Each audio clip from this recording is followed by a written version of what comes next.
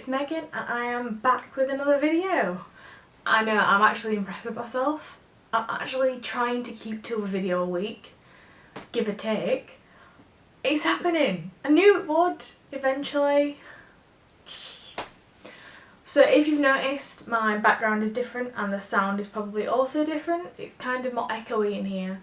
It's because I'm not actually at home right now. I am at my fiance's house, but I really needed to film a video for you. Anyway, I thought that I would start a series of videos on this channel. I think it's about time I start something that I'm going to try and keep up with. And that is on underrated book series, because a lot of my favourite book series, I feel like they aren't talked about enough. And I don't know if people just don't know about them. I have no one to talk to about them. So I thought if I could make a video about it, maybe there are people who've read the same books that I have and we can discuss and fangirl and love them together. Anyway, let's get started. So these aren't in a particular order, these are just as they came up in my head, so I just wrote them down as I thought about them. So there's no order to them, I love them all equally. They're all just as underrated as each other and they all have a special place in my heart. So, number one is the Starfall series by Kim Briggs. I was lucky enough to be asked by Kim to read the first book in the series, Starfall, for review on my blog www.betweenthepages13.wordpress.com if you want to check out the reviews for the 3 books that are currently out. I was lucky enough to be asked by her and it was an absolute pleasure because this series has taken over my life. From the first book, there is 3 out at the moment, Starfall, Starlost and Stargone. Stargone comes out next week, I do believe, so check it out. From the moment I first read the first book, I was just in love with the world and I was in love with the characters. Basically, Starfall follows a character called Star. And she is asked to come and do a aptitude test. Turns out that the test is actually because the organisation want to make her an assassin. However, our lovely heroine, Star, doesn't really want to be an assassin, so she ends up bailing out on that and now she's on the run from the organisation, who are determined to either make her an assassin or kill her. However, along the way she meets the dark and mysterious Christian and he isn't what she ever thought he would be, and it follows their story of how they fall in love, how she has to risk everything and leave her entire family and her friends because she's determined to get away from these, and there's a lot of twists and turns along the way and it's amazing. The first book was brilliant, like I couldn't put it down. I read it in literally like 24 hours. Then the second book came out, Starlost, and again it was amazing and it ended on such a cliffhanger that I was literally messaging Kim, like I was begging her to give me the next one because I couldn't even cope with that because I couldn't even cope with the cliffhanger, like I was just on edge. And then I was lucky enough to receive Stargone a couple of weeks ago, which comes out next week. And it was, again, everything. The character development within this story is just beautiful. I just love it. And Star is such a badass female protagonist, which I know that everybody loves these days. And she's just so good. And Kim is so good at writing and creating suspense and creating a sense of love and family. And there's just so many messages within it that are just amazing. So everybody needs to read the Starfall series. This isn't sponsored by Kim. Kim doesn't even know I'm making this video. And please read it. You can find it on ebook, on any Amazon, UK, US. And also the first 2 books are now out in paperback. So be sure to check them out. They are amazing. I'll put links down below so you can find them easier. Next up is The Forgotten Federation by A.J. Greer. Again, I was lucky enough to be asked by the publisher and by James Greer himself to review this book, and he sent it me and I can't even deal with this book. It was so good. I couldn't put it down. Like, it's amazing. It's set in the future and the world that they live in is currently dictated by certain rules, and in the past there was a group called the Federation that were basic superheroes, and they decided they didn't want to stick to the rules that were set within this community. However, they ended up getting wiped out. Now, however, there are a certain few people within the community that have the same or similar superpowers as to what the Federation have. This book is such a perfect superhero book, and it's so exciting and fast paced, and I literally was just so excited to get through it, and I had to again email James Gray afterwards and ask if there was a sequel, because the way it ended just wasn't good enough for me, because I just loved the world and I was just so excited to read more, and there is another book coming out, so yay! But yeah, this book was amazing and I was extremely in love with it. So if you want to check that out again, you can get it on Amazon, and I will leave links down below with where you can get it so you can find it easier. Next book is another book I was asked to review. I promise this isn't actually like an ad for all of these people. Like, they have no idea that I'm making this video, but I just love them. They're all up and coming authors and they're amazing, so they deserve a shout out. So this next book is called Letters to Eloise by Emily Williams, and this book actually brought me to tears. I was literally sat crying on a bus on the way home from uni because it was beautiful. It was literally probably the most beautiful book I've read this year, and I love it.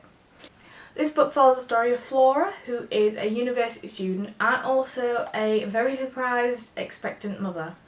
She didn't expect to get pregnant so early in her life, and it follows her story of her journey through motherhood and how that changes, her relationships change, how her friendships change, and also the struggles that can be related to being a young mother and being a university student, and it's just beautiful. This book was amazing. It was written perfectly. It's written in letters to Flora's unborn child, Eloise, hence the title.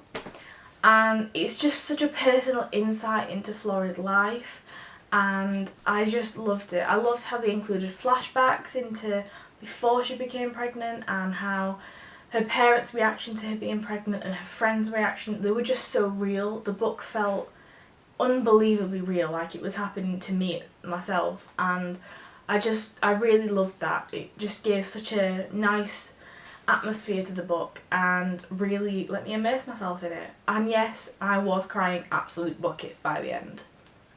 So if you want a good book that is a good feel-good and that will ruin you emotionally, Letters to Eloise is it. And again, you can buy it in paperback or ebook from Amazon, and link will be below. Next up is the Warlock Holmes series by G.S. Denning. I only picked the first book, which is Warlock Holmes, A Study in Brimstone, up because my fiance decided to point at it and go, that one looks good. And I have a strong love for Sherlock Holmes. Like, I love the Conan Doyle stories, I love the BBC adaptation, I love the Robert Downey Jr. films. I just love Sherlock. I love everything he stands for. I love how sassy he is. I love the world that he's in. Obviously it's London, but I love the world that he's in, and I just love everything about it. So when I saw that this was like a parody version, I was sold. From the moment I heard the words Warlock Holmes, that was me done. I was like, sign me up for this book, I'm ready. And it didn't let me down. This book was amazing. It was so funny, and it follows the story of Warlock Holmes and Dr. John Watson. However, it's a little bit twisted compared to the original story that we all love. Because Warlock, as his name, is a warlock, and he's also very useless at deducting things. He is a strong lover of magic, however, every time he uses magic, it slightly rips the world apart, so he shouldn't use it that much. And then John comes in his life, and John is a brilliant detective. He is a doctor, as always, and he's also a brilliant detective, and he helps solve cases, sometimes with a little bit of Warlock's magic help, and also with the help of Grogson and Lestrade, a ogre and a vampire. What a book. But yeah, this book is amazing. It follows so unbelievably close to the actual Conan Doyle stories that I was amazed at how well researched it was and how close it was to the actual stories. I never expected it to be that close, but as I was reading it I saw the comparisons and everything is there that needs to be there, it's just slightly changed, and I think that's the perfect way to do an adaptation. Like, that's an adaptation right there. They didn't change anything apart from, you know, select characters like an ogre. But everything was there, and it was so funny, and the serious bits were so serious. Moriarty was in it, and I love Moriarty. So everything was there, and it worked so perfectly, and it's written beautifully.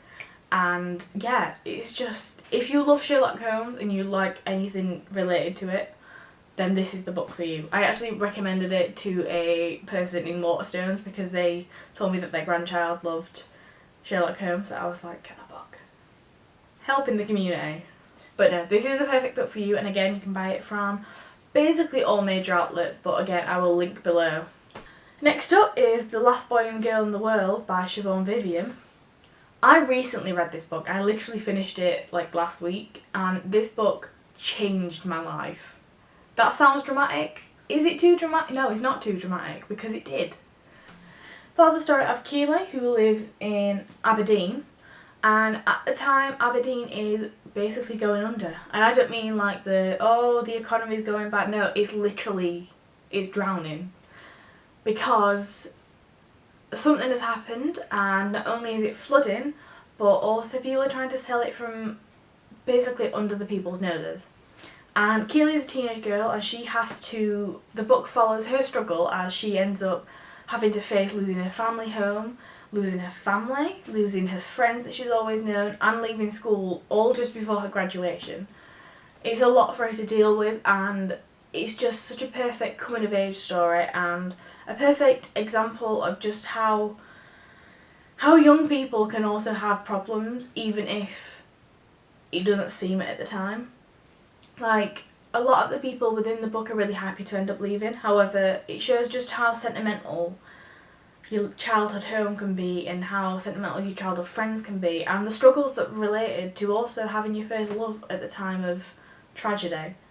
And it's just so interesting, and again I ended up crying because I'm an emotional wreck. No, I mean I am, but I ended up crying because it was just written so beautifully, and the characters were created wonderfully, and Morgan, Keely's best friend, it reminded me so much of my best friends when I was that age and how I would hate to lose them, and it was written so well that I could put myself in Keely's shoes and realise just how heartbreaking it must have been for that to happen, and that really helped me with loving the book, because once I felt that empathy with the character, I was sold. But just the writing of it is beautiful, and I loved the story as well, and also being from the UK, it being somewhere like Aberdeen, who's like, I say just up the road, it's like 6 hours away. To say that it's just the country like above mine, it's nice to have it so close to home and be set in Scotland, because a lot of books aren't set in Scotland, they're always like America. So having a book set in England, well, having a book set in the UK was like really cool. And also I know how much the UK rains. Like, we literally just had a thunderstorm about half an hour ago. I was going to film this video outside, but it bounced it down, so I was like, alright, guess I'll stay inside then. So I understand how flooding can actually be a problem, and that also made it really real, because we've had floods recently and they happen. So it kind of just struck really close to home, and I loved it. It was amazing. So you all need to read it. It's a standalone as far as I know, and it is brilliant. Next up is The Creeper Man by Dawn Kurtigish. Oh, really? Oh, I've said that right. I'm so sorry, Dawn, if I've said that wrong. This book was one of the creepiest books I have ever read in my life, and I loved it. It's very hard to describe, but basically there are two sisters, and they run away from home and end up in this house owned by their crazy auntie.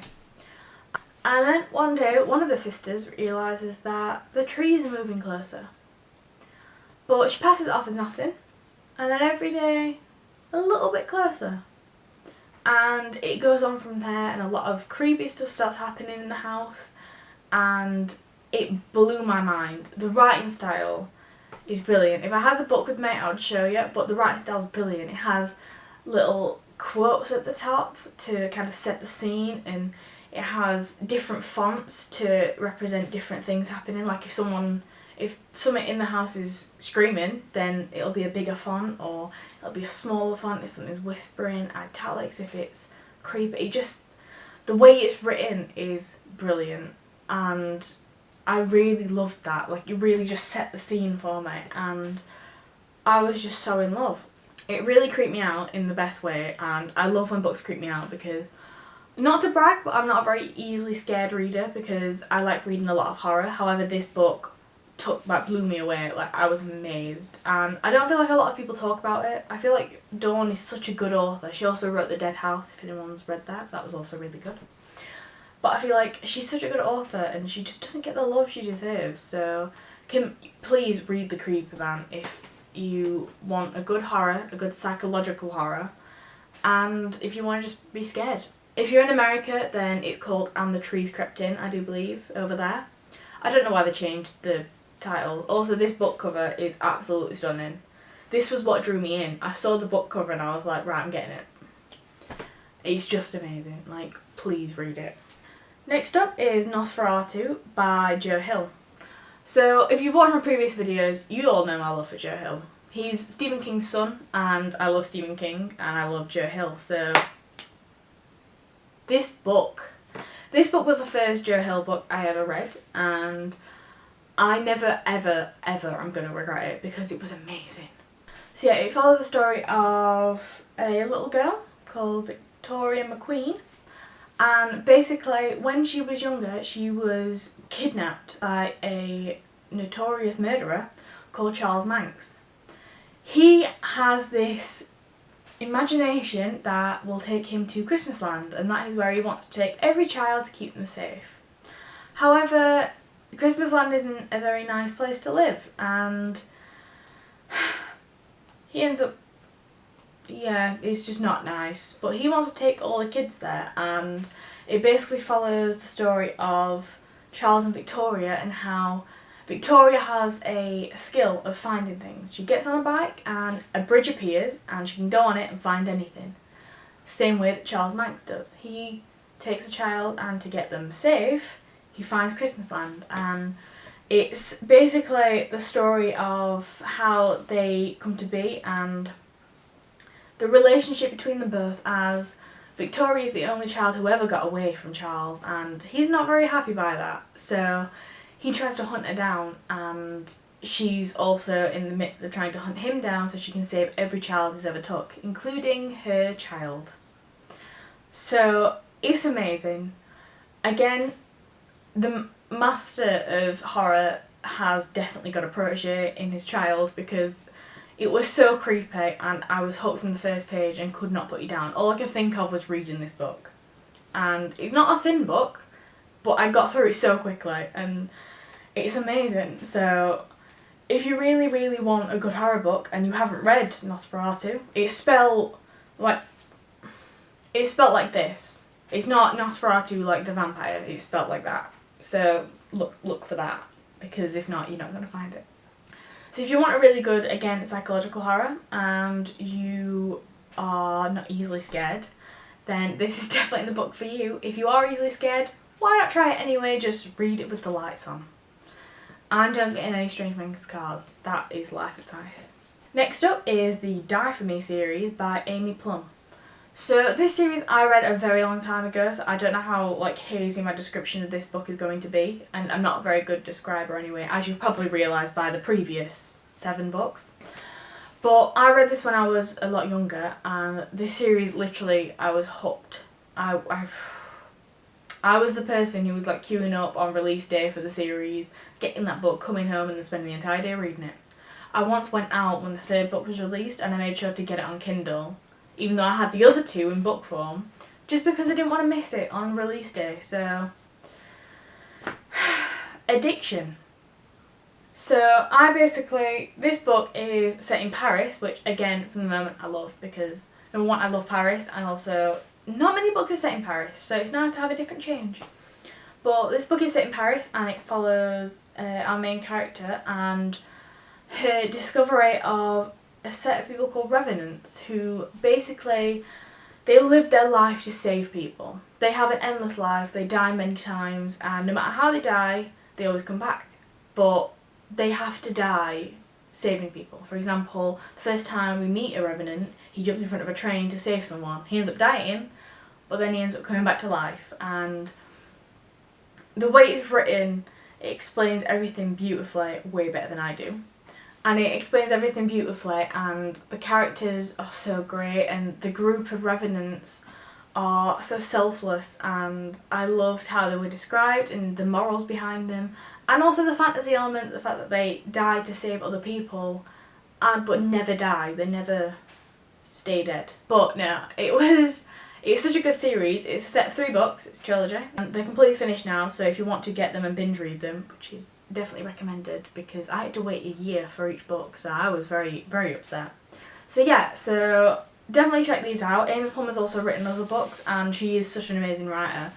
And there wasn't one part of these books that I actually didn't like. And I have read them multiple times, so yeah, on my Kindle, because I still haven't bought the last one in book form, because I keep buying new books. Second to last is The Drake Chronicles by Alexandra Harvey. I never actually owned these, I still don't own these, which saddens me to my very core. But I borrowed these in my library when I used to go to the library quite a lot, and I couldn't get them from the library quick enough. Like, we had to hunt around to get the last book because I was determined I was not waiting until it was in my library. We had to go to a different library. This series, again, is focused on vampires. I'm not going to give a very big description because I read them so long ago and I'm so bad at descriptions. I don't know whether you've noticed that by now, but this is why I don't like give synopsis for books, because I explain them so bad and I feel like people are going to watch the video and be like, oh, they're awful, I'm never going to read them. They are really good, don't listen to me, please don't judge it on my description of them, just believe me that they're good. But again, they are focused on vampires, they're our main lot, and the main character, she is not a vampire, however she ends up falling in love with the vampire and ends up being surrounded by his family, and they're just so good. Please, you don't even need any information, just, again, the link will be below, but just look them up and love them because they're amazing. I can't remember how many books there were, I think there were like 5 when I read them, maybe 4, but I just love them. Like I said, the last one I literally sat in my house the entire day. It was a nice sunny day, could have gone outside, I didn't. I sat and laid on my sofa all day and read the book, and then decided to sit down, cry because it had finished, and then read it again because no self-control and all that. My mum had to come and ask if I was okay because she hadn't heard me all day because I'd been sat reading. And I literally turned around, I was like, Mum, stop, this is very, very detailed. And she was just like, alright, bye. It's amazing. Again, Alexandra Harvey writes so well, and she hooks you from like the first line, if not that. And yeah, they're amazing. Also, the covers are really nice. I like the darkness of them, maybe because I am a vampire. And then finally, well, I say finally for this video, don't worry, there are probably more books that are underrated, are the Resilient Isles books by Tess Gerritsen. Yes, I know, a crime series. How thrilling. I don't talk a lot about crime, but I actually really love crime books. I love true crime and I love fictional crime. And I also really love the series of Resilient Isles. If you haven't seen it, then is it finished? Yeah, it has. If you haven't seen it, it's currently finished. I think there's about 7 seasons and it's amazing. It's so funny and it's also really exciting, and the relationships between the characters are really fun. So because I have an issue that when I fall in love with a TV series, I then go and research it, I found out there were books. So naturally I went out and, actually no, I went to the library and read them. When I went to the library and didn't self-buy books, because that's when I had control. Oh, them days. But yeah, I went to the library to read these and they were amazing. Again, couldn't put them down, and the 6th book is definitely my favourite, just in case anybody's wondering. But no, these are amazing. They're so much fun and they are different to the series, so if you're watching if you've watched the series and are reading them in hopes that they're exactly the same, they're not exactly the same. A lot of things are different, but I like that because it kind of separates them, and both are so good, and neither of them is better than the other. So it's nice to have a different side, so you're not competing saying, oh well that's better than that, because well they're both equally good and I love them both. So, but the books are really good and the stories in between them are so good, and the characters of Jane and Maura are fun, and the supporting characters, and they're just amazing. If you really love a good crime series, then I so recommend the Rizzoli and Isle series, because they're everything you want in a crime book. Honourable mention, the Bones series. Oh yeah, the Temperance Brennan series, which by Kathy Reichs, which is obviously based on, well, which is obviously what the series Bones is based on. They're also really good. However, my heart will always lie with Rizzoli and Isles. Not just the series, but the books. For me, my heart was completely with Rizzoli and Isles series rather than the Kathy Reichs series, but they do get an honourable mention because they are so amazing. But I feel like the Tess Gerritsen ones don't get talked about as often because Bones is such a big thing that everybody knows that they're based off of books. However, I don't feel like the Rizzoli and Isles people know that they're based off of books, and they really need to because they're so good. They deserve all the love. So yeah, that is my first video on underrated book series. I hope you liked them, and please let me know if you've read any of them. Leave a comment down below because I would love to talk about them with you. And if you haven't read them and you want to know more information, then for one, I'll leave links down below for all of the books that I've mentioned. I will leave the Goodreads and any suitable links to buy them from. And also, if you want to leave a comment asking me about any of the information regarding to them, I promise I will get back to you because I'm a lot better at typing than I am talking. So I'm so sorry if these were really bad examples or descriptions, but I'm trying. But yeah, so they're all the books I think are really underrated, and I would love if they could get more love in the world because all of them are so good and I love them. Even from a young age to now, it's just, they're everything to me. Books are the best therapy and the best world, so if authors can get as much joy out of reviewers and out of people loving their books as much as they changed my life, then, well, that's what they deserve. So, yeah. So leave a comment below if you like this video and also what book you think are really underrated, because I'm always up for book recommendations and you never know, we might like the same book so we can talk about them. If you've read them, again, please leave a comment because I'd love to talk about them because I don't know anybody who's read any, like 90% of these books. So I'd love that. And subscribe to see more. I will hopefully have another video up for you next week. I'm not sure what on yet, but if you want to leave a comment on what you want to see, then go ahead. And yeah, subscribe and don't forget to like this video so I know. And I will see you next time. Alright guys, bye!